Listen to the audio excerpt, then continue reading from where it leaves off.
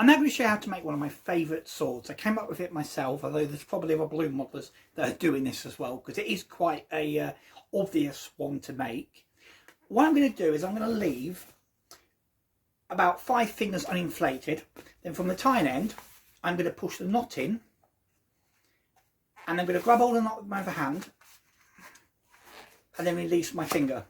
And then I'm going to twist here, and then push the knot in with my thumb or finger, and then release my thumb and finger as I just twist 3 times here. And then I'm going to twist the centre of this bubble about 4 times, and that will stay in place.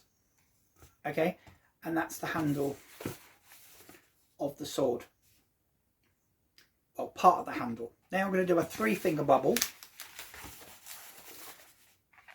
And now I'm going to do a 2-finger bubble, followed by another 2-finger bubble, and 2 more. And then I'm going to lock twist the last bubble with the first 2-finger bubble.